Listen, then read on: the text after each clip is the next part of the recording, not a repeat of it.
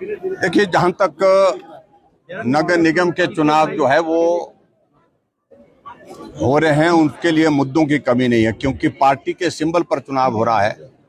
और सीधी बात है इसमें कि प्रदेश सरकार की 3.5 वर्ष की जो असफलताएं हैं, जो जन विरोधी नीतियां हैं, वो अपने आप में मुद्दा है। शहर में मुझे लगता है कि लोगों को बहुत ज्यादा समझाने की आवश्यकता नहीं है, क्योंकि वर्तमान कांग्रेस की सरकार झूठ बोल करके सत्ता में आई थी और झूठ बोल करके कॉरपोरेशन में भी आई थी, और दोनों जगह इनका झूठ जो है वो एक्सपोज हुआ है, वो साबित हुआ है। तो इसलिए एक एक आदमी इस बात से अच्छी तरह से वाकिफ है कि प्रदेश की सरकार झूठ की नींव पर बनी, और सोलन की जो कॉरपोरेशन ये भी झूठ बोल करके ही ने यहाँ पर बनाई है। कूड़े के ढेर आज भी वैसे लगे हैं, पहले से ज्यादा हो गए। कहा था कि कूड़े के ढेर नहीं मिलेंगे देखने को, कहा कि पीने का पानी 24 घंटे यहाँ पर मिलेगा, 7 दिन के बाद नल में जल आ रहा है, और वो भी शुद्ध आ रहा है कि नहीं आ रहा है, ये भी प्रश्न बहुत बड़ा खड़ा है। और यहाँ पूरी तरह से विकास को पूर्ण विराम लगा करके रखा है, जहां प्रदेश में लगा है और सोलन की इस कॉरपोरेशन के अंतर्गत।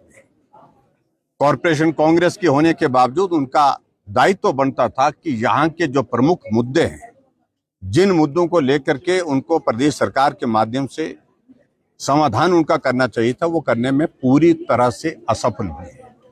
और खासतौर से जिन इलाकों को हमने कॉरपोरेशन के इलाके में मर्ज किया था, हमने तय किया था कि 5 वर्ष तक वहां टैक्स नहीं लगाएंगे, लेकिन कांग्रेस की सरकार ने सत्ता में आने के बाद बहुत एग्जॉर्बिटेंट टैक्सिंग वहां पर की है, बहुत सारे टैक्सेस लगाए हैं। नाराजगी है, स्वाभाविक रूप से वो खुश भी वो इस बात से जो है वो अपनी बात कह रहे हैं कि वो कॉरपोरेशन के अंदर खुश नहीं है, वो जाकर के ग्रामीण क्षेत्र में जाना चाहते हैं, उनको वो भी इजाजत नहीं दी।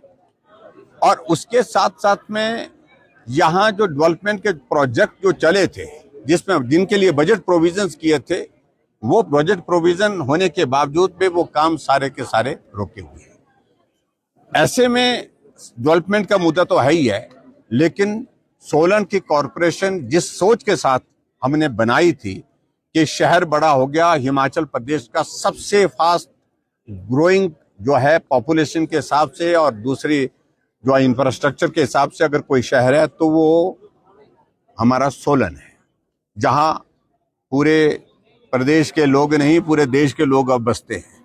तो यहाँ की सुविधाओं को पूरा करने के लिए केंद्र से बजट का प्रोविजन हो, और वो तब हो पाएगा अगर इसको कॉरपोरेशन बनाया जाए। इस सोच के साथ बनाया था, लेकिन प्रदेश की सरकार ने कोई भी गंभीरता से उसमें प्रयास नहीं किया। इसलिए नाराजगी है, गुस्सा है सरकार कांग्रेस पार्टी की, कॉरपोरेशन कांग्रेस पार्टी की, विधायक कांग्रेस पार्टी का। इन तमाम मुद्दों को लेकर के लोग अब जवाब देना चाहते हैं और उखाड़ फेंकेंगे। सर, आपका मैनिफेस्टो जब आएगा तो क्या फ्री में पानी आपकी तरफ से भी दिया जाएगा? देखिए, उन सारी चीजों को लेकर के मैनिफेस्टो जब आएगा, विजन डॉक्यूमेंट जब आएगा, तब बात करेंगे। लेकिन कांग्रेस के लोग जरूर आएंगे, झूठ बोलने के लिए आएंगे, लेकिन उनके झूठ से अब सब अच्छी तरह से वाकिफ है कि सिर्फ और सिर्फ कुर्सी के लिए झूठ बोलते हैं और उसके बाद फिर ये शक्ल नहीं दिखाते। क्या नगर निगम आपकी बनती दिख रही है सर?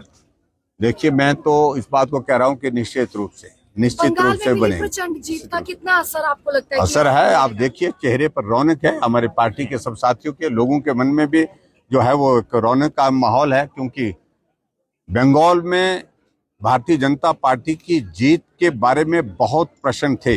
2 से जा करके 207 पहुंचे, 207 या 208, 207 पहुंचे। तो ये बहुत बड़ी लंबी छलांग है।